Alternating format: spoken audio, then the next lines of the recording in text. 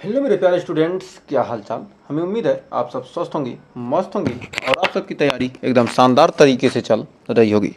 तो स्वागत है एक बार फिर से बिहार स्टेट एनम के फीमेल हेल्थ वर्कर के नर्सिंग क्लास में पढ़ रहे हैं स्पेशल एमसीक्यू सीरीज। किसके लिए? बिहार एनम के लिए। तो एकदम लेक्चर नंबर 12वें पर पहुंच चुके हैं एकदम शानदार तरीके से। टॉप 30 क्वेश्चन फिर करने वाले हैं। 30 क्वेश्चन करेंगे। इन 30 क्वेश्चन के आंसर देने की कोशिश कीजिएगा और लास्ट में कमेंट में हमें जरूर बताइएगा कि आपके कितने क्वेश्चन सही हुए। एकदम जीरो लेवल से हमारी शुरुआत चल रही है एमसीक्यू क्लास के साथ। तो देखिए, बहुत ही शानदार सेशन में आगे बढ़ते हैं। तो कह रहा बीएसटीसी या यूपी एनम, बिहार एनम, किसी भी स्टेट एनम की तैयारी कर रही हैं उसके लिए भी ये सेशन शानदार होने वाला है। तो आइए देखते हैं फर्स्ट क्वेश्चन क्या कर रहा है। फर्स्ट क्वेश्चन कर रहा है, गर्भावस्था में गर्भाशय की अधिकतम वृद्धि किस सप्ताह तक होती है? मतलब गर्भावस्था में गर्भाशय की अधिकतम वृद्धि किस सप्ताह तक होती है? 28 सप्ताह, 36, 40, 24। तो गर्भावस्था में गर्भाशय की अधिकतम वृद्धि किस सप्ताह तक होती है? तो गर्भावस्था में गर्भाशय की अधिकतम वृद्धि किस सप्ताह तक होती है? तो हमारा राइट आंसर हो जाएगा 36 सप्ताह। नेक्स्ट कह रहा किस अवस्था में गर्भाशय का सबसे अधिक रक्तस्राव होता है? Placenta previa, placenta abruption, ectopic pregnancy, postpartum haemorrhage. तो कह रहा किस अवस्था में गर्भाशय का सबसे अधिक रक्तस्राव, गर्भाशय से मतलब क्या होता है? सबसे अधिक रक्तस्राव होता है। तो राइट आंसर हमारा हो जाएगा किसमें? पोस्टपार्टम हेमरेज में क्या होता है? सबसे अधिक गर्भाशय से रक्तस्राव होता है। नेक्स्ट कह रहा गर्भावस्था के दौरान किस हार्मोन का स्तर सबसे ज़्यादा बढ़ता है? HCG, एस्ट्रोजन, प्रोजेस्टेरॉन या प्रोलैक्टिन। तो कह रहा गर्भावस्था के दौरान किस हार्मोन का स्तर सबसे ज़्यादा बढ़ता है? तो गर्भावस्था के दौरान किस हार्मोन का स्तर क्या होता है? सबसे ज़्यादा बढ़ता है। तो किस हार्मोन का स्तर सबसे ज़्यादा बढ़ता है? तो हमारा राइट आंसर हो जाएगा ऑप्शन नंबर ए, HCG। तो बढ़ते हैं आगे। कह रहा है गर्भावस्था में लाइन या नाइग्रा का क्या मतलब है? रक्तस्राव, पेट पर गहरे रंग की रेखा, खिंचाव के निशान या त्वचा का पीलापन। तो कह रहा गर्भावस्था में लाइन या नाइग्रा का मतलब क्या है? तो गर्भावस्था में लाइन या नाइग्रा का मतलब है पेट पर गहरे रंग की रेखा, पेट पर गहरे रंग की रेखा। नेक्स्ट कह रहा गर्भवती महिलाओं में फंडल हाइट क्या दर्शाती है? भ्रूण की आयु, भ्रूण का वजन, भ्रूण का आकार या भ्रूण की स्थिति। तो कह रहा गर्भवती महिलाओं में फंडल हाइट क्या दर्शाती है? तो गर्भवती महिलाओं में फंडल हाइट हमारा भ्रूण की आयु को क्या करता है? दर्शाता है। तो बढ़ते हैं आगे। फिर एक और शानदार क्वेश्चन कर रहा गर्भावस्था के दौरान पेशाब में शुगर की उपस्थिति किस स्थिति का संकेत है? गर्भकालीन मधुमेह, संक्रमण, उच्च रक्तचाप या रक्तस्राव। तो कह रहा गर्भावस्था के दौरान पेशाब में शुगर की उपस्थिति किस स्थिति का संकेत है? तो पेशाब में शुगर की स्थिति किस स्थिति का संकेत है? तो हमारा राइट आंसर हो जाएगा गर्भकालीन मधुमेह। तो बढ़ते हैं आगे। तो अगला देखिए क्या कर रहा है। कह रहा एम्ब्रियोसेंटेसिस किसके लिए उपयोग किया जाता है? भ्रूण की स्थिति जानने के लिए, भ्रूण में आनुवंशिक विकार की जांच के लिए, गर्भाशय की संरचना देखने के लिए या प्लेसेंटा की स्थिति जानने के लिए। तो कह रहा एम्ब्रियोसेंटेसिस किसके लिए उपयोग किया जाता है? तो एम्ब्रियोसेंटेसिस किसके लिए उपयोग किया जाता है? तो हमारा ऑप्शन नंबर बी हो जाएगा भ्रूण में आनुवंशिक विकार की जांच के लिए। तो भ्रूण में आनुवंशिक विकार की जांच के लिए। तो बढ़ते हैं आगे। फिर कह रहा नवजात शिशु में पहला मल क्या कहलाता है? कोलोस्ट्रम, मेकोनियम, लैक्टोज या बाइल। तो कह रहा नवजात शिशु में पहला मल क्या कहलाता है? तो नवजात शिशु में पहला मल हमारा कहलाता क्या है? मेकोनियम, यानी ऑप्शन नंबर बी हो जाएगा राइट। तो बढ़ते हैं आगे। तो अगला क्वेश्चन देखिए क्या कर रहा है। प्रसव में फर्स्ट स्टेज ऑफ लेबर किसके लिए होती है? सर्विक्स के फैलाव के लिए, बच्चे के बाहर आने के लिए, प्लेसेंटा के निष्कासन के लिए या दर्द शुरू होने के लिए। तो कह रहा फर्स्ट स्टेज ऑफ लेबर किसके लिए होती है? तो प्रसव में फर्स्ट स्टेज ऑफ लेबर किसके लिए होती है? तो हमारा ऑप्शन नंबर ए हो जाएगा सर्विक्स के फैलाव के लिए। तो बढ़ते हैं आगे। फिर कह रहा कंप्लीट एबॉर्शन में क्या होता है? सभी उत्पाद गर्भाशय से बाहर हो जाते हैं, गर्भाशय में भ्रूण का कुछ भाग बचा होता है, रक्तस्राव नहीं होता या कोई गर्भाशय संकुचन नहीं होता। तो कह रहा कंप्लीट एबॉर्शन में क्या होता है? तो कंप्लीट एबॉर्शन में सभी उत्पाद गर्भाशय से क्या जाते हैं? बाहर हो जाते हैं। तो यानी ऑप्शन नंबर ए हो जाएगा हमारा राइट। तो बढ़ते हैं आगे। फिर अगला क्वेश्चन कह रहा है गर्भावस्था में सबसे सामान्य वायरल संक्रमण कौन सा है? होता है रूबेला, हेपेटाइटिस बी, HIV या हर्पीज सिम्प्लेक्स। तो कह रहा गर्भावस्था में सबसे सामान्य वायरल संक्रमण कौन सा होता है? तो गर्भावस्था में सबसे सामान्य वायरल संक्रमण कौन सा होता है? तो हमारा ऑप्शन नंबर ए हो जाएगा रूबेला। तो बढ़ते हैं आगे। कह रहा नवजात में एपनिया का सबसे सामान्य कारण क्या है? निमोनिया, प्रीमेच्योरिटी, संक्रमण या एनीमिया। तो कह रहा नवजात में एपनिया का सबसे सामान्य कारण क्या है? एपनिया का सबसे सामान्य कारण क्या है? तो गर्भावस्था में एपनिया का सबसे सामान्य कारण है प्री मेच्योरिटी। एपनिया का सबसे सामान्य कारण क्या है? Pre maturity. तो बढ़ते हैं आगे। कह रहा गर्भावस्था के दौरान सबसे सामान्य हार्मोनल विकार कौन सा है? थायराइड विकार, मधुमेह, हाइपरप्रोलैक्टिनेमिया या कुशिंग सिंड्रोम।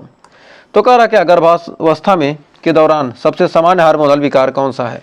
तो गर्भावस्था के दौरान सबसे सामान्य हार्मोनल विकार कौन सा है? तो हमारा राइट आंसर हो जाएगा ऑप्शन नंबर ए, थायराइड विकार। तो बढ़ते हैं आगे। कर गर्भावस्था के दौरान रक्त की मात्रा कितनी प्रतिशत बढ़ जाती है? 10%, 20%, 30 से 50 या 60%। तो गर्भावस्था के दौरान जो रक्त की मात्रा है कितने प्रतिशत बढ़ती है? कितने प्रतिशत बढ़ जाती है? तो 30 से 50% हमारा हो जाएगा राइट आंसर। तो बढ़ते हैं आगे। तो अगला कह रहा है गर्भावस्था में ऑक्सीटोसिन का क्या कार्य है? गर्भाशय को संकुचित करना, दूध उत्पादन बढ़ाना, भ्रूण की वृद्धि करना या रक्त प्रवाह बढ़ाना। तो कह रहा गर्भावस्था में ऑक्सीटोसिन का कार्य क्या है? तो गर्भावस्था में ऑक्सीटोसिन का कार्य है गर्भाशय को संकुचित करना। तो बढ़ते हैं आगे। कह रहा नवजात में सामान्य शरीर का तापमान कितना होता है? 95 से 96 डिग्री फ़ारेनहाइट, 96.8 से 98 डिग्री फ़ारेनहाइट या 97.7 से 99.5 डिग्री फ़ारेनहाइट या 100 से 102 डिग्री फ़ारेनहाइट। तो कह रहा नवजात में सामान्य शरीर का तापमान कितना होता है? तो नवजात में सामान्य शरीर का तापमान कितना होता है? तो राइट आंसर हो जाएगा हमारा ऑप्शन नंबर सी, 97.7 से 99.5 डिग्री फ़ारेनहाइट। तो उम्मीद है आपको सेशन पसंद आ रहा होगा। सेशन यदि अच्छा लग रहा तो सेशन को क्या करिए, लाइक शेयर करके चैनल को सब्सक्राइब कर दीजिए। तो बढ़ते हैं आगे। कह लिथोटॉमी स्थिति का उपयोग किस प्रक्रिया में किया जाता है? प्रसव में, एम्ब्रियोसेंटेसिस में, सीजेरियन में या यूटीआई में? UTI urine tract infection. कह लिथोटॉमी स्थिति का उपयोग किस प्रक्रिया में किया जाता है? तो लिथोटॉमी स्थिति का प्रयोग किया था किसके लिए? प्रसव के लिए। नेक्स्ट। कह असिस्टेड ब्रीच डिलीवरी का सबसे सामान्य कारण क्या है? प्लेसेंटा प्रीविया, भ्रूण का उल्टा होना, एक्टोपिक प्रेगनेंसी या प्री मेच्योरिटी। तो कह रहा असिस्टेड ब्रीच डिलीवरी का सबसे सामान्य कारण क्या है? असिस्टेड ब्रीच डिलीवरी का सबसे सामान्य कारण क्या है? तो असिस्टेड ब्रीच डिलीवरी का सबसे सामान्य कारण क्या है? हमारा 18 का राइट आंसर हो जाएगा ऑप्शन नंबर बी, भ्रूण का उल्टा होना। तो भ्रूण का उल्टा होना हो जाएगा। तो बढ़ते हैं आगे। कह रहा रॉबर्ट साइन किस स्थिति में उपयोग होता है? Ectopic pregnancy, placenta abruption, placenta previa या गर्भाशय फटने का संकेत। तो कह रहा रॉबर्ट साइन किस स्थिति में उपयोग होता है? तो रॉबर्ट साइन किस स्थिति में उपयोग होता है? तो हमारा राइट आंसर हो जाएगा ऑप्शन नंबर डी, गर्भाशय फटने का संकेत। तो रॉबर्ट साइन किसका संकेत है? गर्भाशय फटने का संकेत है। तो उम्मीद है यहाँ तक कोई डाउट नहीं होगा। तो बढ़ते हैं आगे। फिर कह रहा गर्भावस्था में glucose tolerance test GTT glucose tolerance test 16 सप्ताह, 20 सप्ताह, 24 से 28 सप्ताह या 30 सप्ताह कब किया जाता है? तो गर्भावस्था में ग्लूकोज टॉलरेंस टेस्ट कब किया जाता है? तो हमारा 20 का राइट आंसर हो जाएगा ऑप्शन नंबर सी, 24 से 28 सप्ताह। नेक्स्ट। कह रहा फॉलो अप पीरियड पोस्टमार्टम में के कितने समय तक होता है? 6 सप्ताह, 8 सप्ताह, 12 सप्ताह या 4 सप्ताह। तो कह रहा फॉलो अप पीरियड पोस्टमार्टम के कितने समय तक होता है? तो फॉलो अप पीरियड पोस्टमार्टम के कितने समय तक होता है? तो हमारा 21 का राइट आंसर हो जाएगा ऑप्शन नंबर ए, 6 सप्ताह। नेक्स्ट। कह रहा प्री मैच्योर नवजात के लिए सबसे उपयुक्त तापमान क्या होता है? 28 से 30 डिग्री सेल्सियस, 30 से 32 डिग्री सेल्सियस, 32 से 34 या 36 से 37 डिग्री सेल्सियस। तो कह रहा प्री मैच्योर नवजात के लिए सबसे उपयुक्त तापमान क्या होता है? तो प्री मैच्योर नवजात के लिए सबसे उपयुक्त तापमान होता है 36 से 37 डिग्री सेल्सियस, यानी ऑप्शन नंबर डी हो जाएगा राइट। तो बढ़ते हैं आगे। तो एक और शानदार क्वेश्चन देखिए क्या कह रहा है मिस्ड एबॉर्शन में कौन सा लक्षण होता है? दर्द और रक्तस्राव या भ्रूण की मृत्यु पर कोई लक्षण नहीं या गर्भाशय का छोटा आकार या दोनों बी और सी। तो कह रहा क्या, मिस्ड एबार्सन में क्या था, भ्रूण की मृत्यु पर कोई लक्षण नहीं होता है और गर्भाशय का छोटा आकार, यानी ऑप्शन नंबर बी और सी दोनों राइट हो जाएंगे। तो बढ़ते हैं आगे। कह रहा नवजात के लिए सबसे सुरक्षित वैक्सीन कौन सी है, हेपेटाइटिस बी, BCG, पोलियो या सभी। तो नवजात के लिए सबसे सुरक्षित वैक्सीन कौन सी है, तो नवजात के लिए सारे वैक्सीन क्या है, हेपेटाइटिस बी, BCG, पोलियो यानी सभी वैक्सीन क्या है, सुरक्षा ही तो प्रदान करेंगे। नेक्स्ट कह रहा प्रसव के बाद प्यूरुलेट डिस्चार्ज किसका संकेत हो सकता है, संक्रमण, रक्तस्राव, गर्भाशय की फटने की समस्या या पोषण की कमी। तो कह रहा प्रसव के बाद प्यूरुलेंट डिस्चार्ज किसका संकेत हो सकता है, तो प्यूरुलेंट डिस्चार्ज किसका संकेत हो सकता है, तो हमारा राइट आंसर होगा ऑप्शन नंबर ए, संक्रमण का। नेक्स्ट कह रहा गर्भावस्था में असामान्य रूप से कम एम्ब्रियोटिक फ्लूइड को क्या कहते हैं, ओलिगोहाइड्रामिरियोस या पॉलीहाइड्रामिरियोस या हाइपोएम्ब्रियोस या एम्ब्रियोस डिसऑर्डर। तो कह रहा गर्भावस्था में असामान्य रूप से कम एम्ब्रियोटिक फ्लूइड को क्या कहते हैं, असामान्य रूप से कम एम्ब्रियोटिक फ्लूइड को क्या कहते हैं। तो 26 का राइट आंसर होगा ऑप्शन नंबर ए, ओलिगोहाइड्रामिरियोस। नेक्स्ट कह रहा इंटरमिटेंट ऑस्कुलेशन का उपयोग किसके लिए किया जाता है, भ्रूण हृदय दर मापने के लिए या गर्भाशय का आकार मापने के लिए या रक्तचाप जांचने के लिए या भ्रूण की स्थिति जांचने के लिए। तो कह रहा इंटरमिटेंट ऑस्कुलेशन का उपयोग किसके लिए किया जाता है, इंटरमिटेंट ऑस्कुलेशन का उपयोग किसके लिए किया जाता है, तो हमारा ऑप्शन नंबर ए हो जाएगा, भ्रूण हृदय दर मापने के लिए। तो राइट आंसर क्या होगा हमारा, भ्रूण हृदय दर मापने के लिए। तो बढ़ते हैं आगे। तो देखिए 28वां क्वेश्चन कर रहा है हेड मोल्डिंग किस स्थिति में होता है, सीजेरियन सेक्शन, सामान्य प्रसव, एक्टोपिक प्रेगनेंसी या प्लेसेंटा प्रीविया। तो कह रहा हेड मोल्डिंग किस स्थिति में होता है, तो हेड मोल्डिंग हमारा होता है सामान्य प्रसव की स्थिति में। तो बढ़ते हैं आगे।